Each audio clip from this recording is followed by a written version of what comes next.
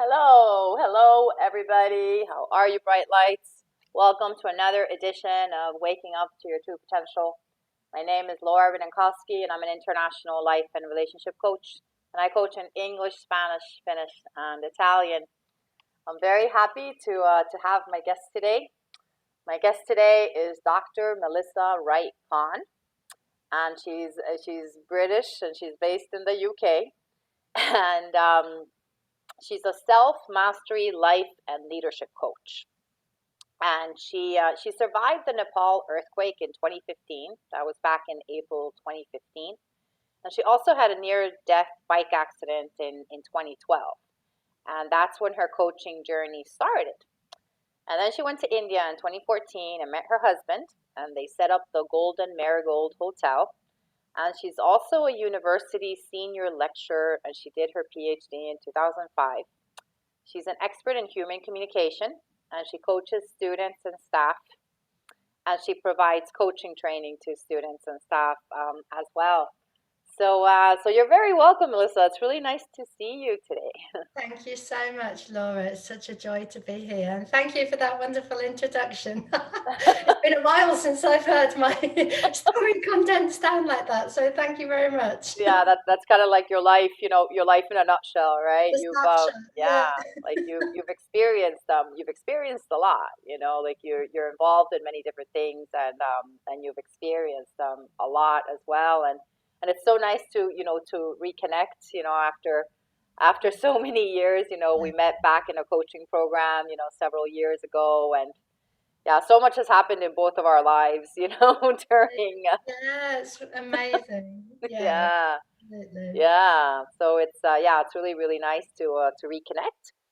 Thank you So for having me here. Thank you. yeah, so so Melissa, so based on everything that you do, everything that you're involved in, with the coaching and being a university lecturer, and then all the personal experiences that you've had as well, very very deep and profound personal experiences that you've had. What would you say is the best way to wake up to your true potential? Wow, good question. So I think true potential is something that is very much a personal journey of going inwards. So Mm, I think often when we grow up, we have these notions of success and potential and driving for all these standards that society and life and parents and friends and whoever can put on ourselves. But that notion of, and I love how you phrase it, waking up to mm, our true potential. I think so often in life we get cut off from our own truth. And it really is about doing that journey within, that journey deep, deep, deep into the soul to really see who am I, what makes me tick, and what is my calling in this life. I know that my own journey has been so much around that. I thought I knew who I was, and I realized I was wearing masks. I was in personas. I was achieving. I was ticking boxes. I was trying to be successful, but really I wasn't aligned. I wasn't truly in my own power, in my own joy, in my own fulfillment. And that can't come until we really do the inner work to really tap into who we are. And part of that work is letting go of all of those limiting beliefs. So as we grow up and we strive and we try to achieve, we then get knocked back, or someone tells us something bad, or we fail something, and we start to cut pieces off of ourselves. And again, my journey and what I help my clients with is trying to let go of some of those old stories, those mm, negative beliefs, the things that we tell ourselves we can't do, or the limits that we put on ourselves because of our past life experiences. And the journey isn't to get rid of those. We never will get rid of them, but really to come like a loving mother and put your arms around them and hold them, get to know them, but gently move away from them with love into that greater depth of your being, so that you can stand out greater and stand up and really be in your magnificence. That's what I believe. Yeah, no, that's very well said. And yes, it's all the inner journey, right? Like All the inner journey. yeah, it's all about the inner journey because so many times people want to change their lives, want to change their outside lives, but then they don't do any of the inner work, and then they don't understand why their life isn't changing, right? Well, people think if they get that next degree, that next qualification, that they'll Yeah. be where they want to be. That's been my journey. When I did my PhD, one of my best friends said to me, who also did a PhD, she said, "Do you know, I think I only did the PhD to prove to myself that I'm not thick." And I thought, Okay. you know what? And this was before my coaching journey. I realized that's Yeah. the same for me. It's almost looking for that validation outside Right. of yourself. And one of my professors at university said to me, "You know, I fluked my way here." He said, "You know, he's on the worldwide stage, written more than 20 books. And he said, one day they'll find out that actually I fluked my way here and I don't know what I'm doing." And I saw in that moment that it really is, until you do that inner work, you're going to carry this story of not being enough in some way. Yeah. And it limits us, it controls us, it makes us not as fulfilled and joyous and having that fantastic human experience as we can have. And that's really sad. We're not Yeah. born to live in that way. We're born to be limitless and infinite and joyous and lit up. And yeah, there's sad stuff too, and that's okay. We embrace all the emotions, but Yeah. we need to go low so we can go as high as we can go as well, embracing that full spectrum of life and not being cut off, not being afraid to go as deep as we need and then as joyous and high as we need as well. Yeah, definitely. I mean, I think that self acceptance and that self compassion is key. And Yeah. so many people struggle with that. And you would think that both of these things would be like such basic things, but Yeah, it's those basic things that then make the big difference in the long run, right? totally. Yeah, Yeah. totally. Yeah, like I always say, everything begins and ends with you, like in all situations, right? Like because you can't change anybody else. You can just change yourself, right? Yeah, and the joy is as you change yourself, your world around you changes. You Yeah, know, things change. People, everything has to change. When you start to change, yes, everything has to change because you're not that yeah, same person. You're not reacting in that same way. You're not showing up with the same energy, and things just start to fit into yeah, place in a different way. And that's when I say the magic starts to happen. You know, yeah, definitely, dreaming yeah, of it starts to show itself, and opportunities come, and the magic is there. yeah, definitely. I mean, the more aligned you are with yourself and your life and destiny, the universe, then you start attracting amazing people, events, and circumstances into your life, right? That are aligned, with that energy and that frequency that you have yourself, right? Definitely. Yeah, definitely. And you've experienced so much, Melissa, and you've experienced two major, near death experiences, 3 years apart.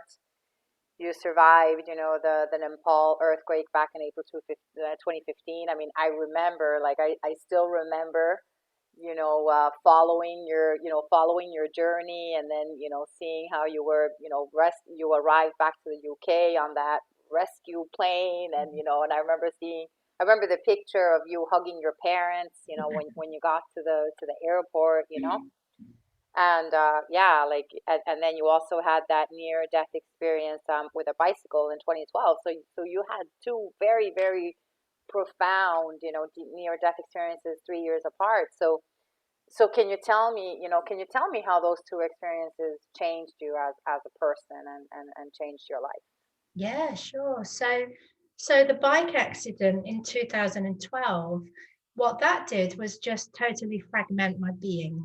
And it was a time when I just really started out on my coaching journey. I was exploring who I was, and it was the biggest dive into myself, the deepest journey inwards that I could ever have imagined.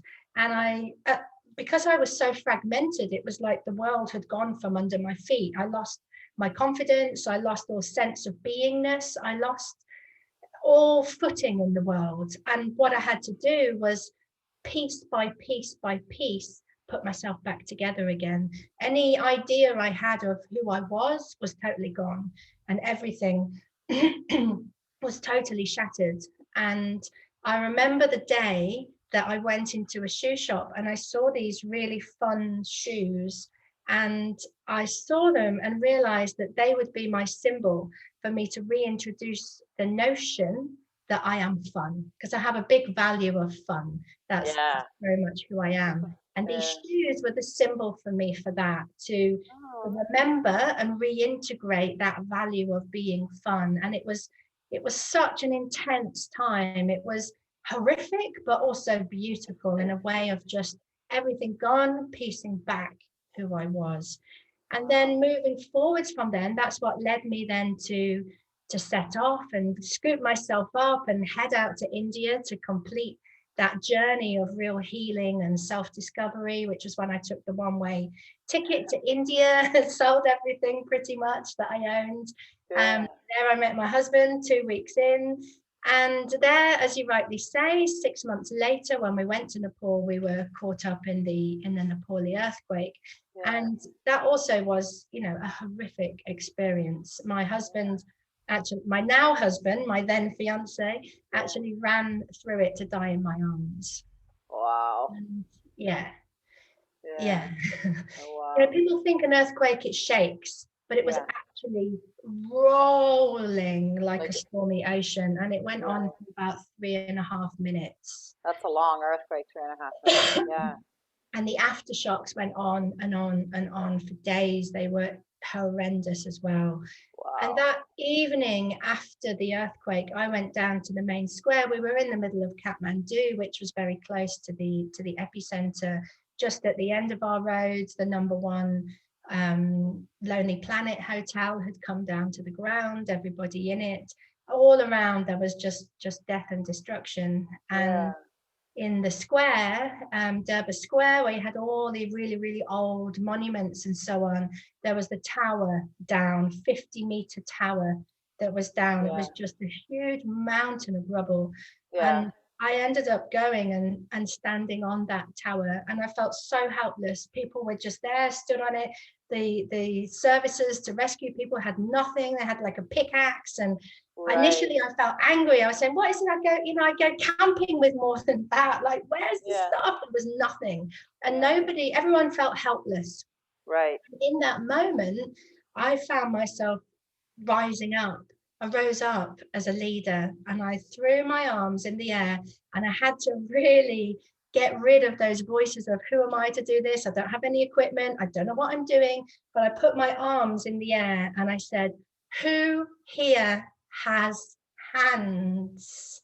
And I shouted out to the crowd like this, and people started to look and give me goose pimples as I talk about it. Yeah. People would look and say, what's she doing? Some didn't understand, of course, all sorts of nationalities there. But Yeah. slowly, some people started to rise their hands up. And what we did was start to very slowly move some of this debris. There was 160 plus people underneath Wow. this rubble. So you got like you got the people to, you know, Start yeah. moving. The Oh, rubble was about this size. And we yeah. So started you moving. rallied the people to start moving the rubble. So Wow, that we didn't know what might be possible. And people were telling me, madam, there's nothing we can do here, everyone. And I just yeah, said, we've got to try. Let's try. And we yeah, did try, and we didn't rescue anybody. right, But I know in my heart that I did the best that I could then. right, I knew that I had to try to make a difference. And I yeah, feel that those people who stood with me, rose their hands with me, and moved that rubble with me, I feel that they also will feel a peace in their heart that they did the best that they could. yeah. And although Wow, the yeah, result, it wasn't what we wanted, we did our best.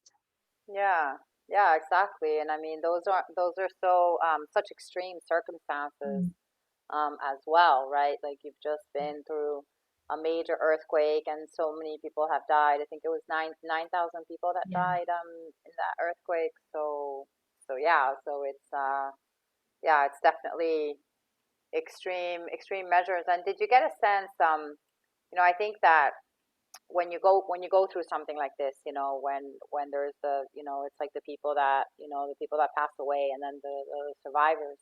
Like, did you get the sense like, okay, it wasn't my time to go. Like, I still have like a big mission in this life. Like, I still have like big things to do. Yeah, well, this was very much the time that I was stepping into my new business name and calling, which is Leaders of the Heart. Yeah, I And remember that. Yeah. yeah, it took me some time. I had a download, if you like, of this name, and I pushed it away for some time because I thought I'm not really a leader, and what does it Mm, really mean, and all of this, and then this incident happened, the earthquake, and then in that moment rising up and gathering these people, and I feel like that was really the start of truly stepping into leadership in myself and owning yeah. that name, and then helping others in different circumstances, but that same journey of going within to access the leader within you and really rise up, Mm, pushing apart the curtains of doubts and really living what you believe you need to live, being who you believe you are, yeah. and honoring your calling, your purpose in your moment in life. Yeah. Definitely. That's really, really, really powerful. And then another amazing thing that that you've done is, you've had an incredible motherhood journey. Yeah, You had several miscarriages yeah. before having your daughter in your 40s. So can you tell me a little bit about that? Yeah, so the first miscarriage was just before I got married, and I was due to announce that I was 12 weeks pregnant on my wedding day, and I Right. was told at 9 and a bit weeks that the baby had died. I had to birth the baby before the wedding and pick up the remains after, and it was just horrendous. Yeah. I then had another miscarriage, and then I went to the recurrent miscarriage clinic, and they told me that it was a miracle that my husband was even getting me pregnant. I was Right. in perimenopause, my numbers were horrendous. I'd had an ovary removed from a dermoid cyst when I was 30. Mm, I was in my 40s, and they said, yeah. it's unbelievable Im- that you're even like, getting pregnant. It's impossible, basically. Yeah. pretty much impossible that you'll have your own Yeah. kid. Yeah. And I just chose not to believe that. I Yeah. stayed true to my belief that I will birth and have my own child. And I did things like I bought Christmas decorations, and I Right. bought my initial, I bought my Yeah. husband's initial, and I bought a B for baby. And I Yeah. hung that on the Christmas tree, just anchoring in that there's Yeah. the baby with us. The baby is with us. There's the B for baby. And as I Yeah. went around my day, I would chat with the baby. I'd say, "How are you doing today?" I just make those connections as if they were already here. That whole law of attraction acts as if, Wow. Yeah. and I just didn't make room for the belief that it wouldn't happen. Yeah. And as I say, eventually she came, and I had her just 14 days before, 13 days. So she came on the 28th of February, a Yeah. Pisces, A Pisces, like you and me. We're both like Pisces us. too. And then I was 44, 13 days later on the Wow. 13th of March. Yeah, that is such an incredible that is such an incredible, journey. And I remember that I was following your journey at the time, because you shared very openly, what you were going through. And I remember feeling like I could feel, your belief and your determination in this, Thank you. and yeah. And then, yeah, you never, you never gave up, even No, though you were told, that it would be impossible, and all of that. You just felt it, like, like, in such a strong way, and then, yeah, and then it happened. So I think that's really, I think that's very inspirational for anybody, that's going through that journey, yeah, that even if you're told that something is impossible, You know, it's only true if you believe, that it's Absolutely. yeah. Every day people are defying the odds of medical science, Oh and yeah, all the the, time. the one thing I realized I was doing, because I was so sure about getting pregnant, I actually realized I had life on almost like a pause, because I kept seeing things. I'd see, oh, there's a triathlon in 3 months' time. I'd love to do that. And then I'd Yeah. think, oh no, I better not, because if I'm pregnant, then I won't want to Mm. be doing that. And I realized, actually, while I'm waiting for this baby to come, I'm actually living not half a life, but I'm not living as full as I would ordinarily Right. want to. So the month I actually got pregnant with Jemima Yeah. was the month that I committed fully 100% to my joy. I said, right, I Yeah. recognize I'm doing this thing of not signing up to everything I want to do. So from here on, I'm going Yeah. to fully commit to my joy. I signed up to do a year-long yoga course. I decided I'd be a yoga teacher. I signed up to all sorts of things with the knowledge that if I wish to, when I get pregnant, I can Yeah. just cancel these. Yeah. 2 weeks later, I was pregnant. Wow, that's amazing, and I think that's such a good point right there, right? Like you committed to your joy, right? Like you That's committed it. to your joy. You didn't put things on hold. You Yeah. committed to your joy, and then boom, the magic, the magic happened. So yeah, no, that's great, and I think that's a great, that's a great like lesson for anybody, right? Like that's a great tip Absolutely. for anybody. Commit to your joy. Commit to your joy, and that's when the magical and amazing things start happening in your life. Absolutely. Yeah. Yeah, yeah, definitely. Well, thank you so much, Melissa, for Oh, thank sharing, you. No, for it's been a sharing. joy. Yeah, exactly. It's been a joy. Exactly. Thank you so much for sharing all your inspirational stories, because you just have them, like from the two near death experiences to your motherhood journey.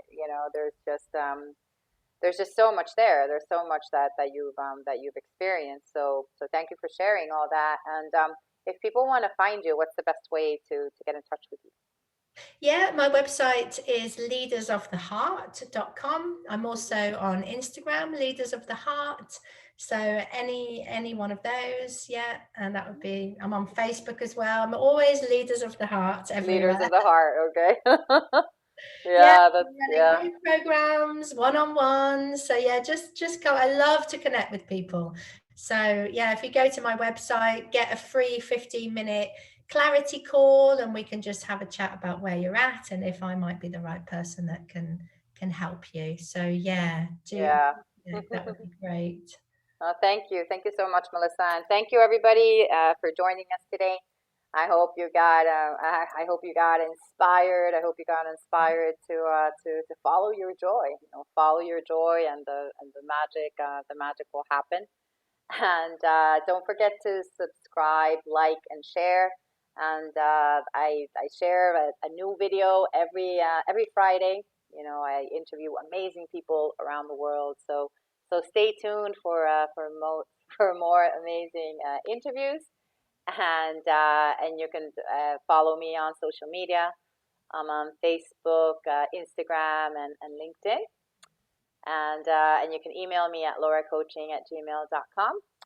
So for now, bright lights, stay well, be happy, and I'll see you soon. Bye. Bye.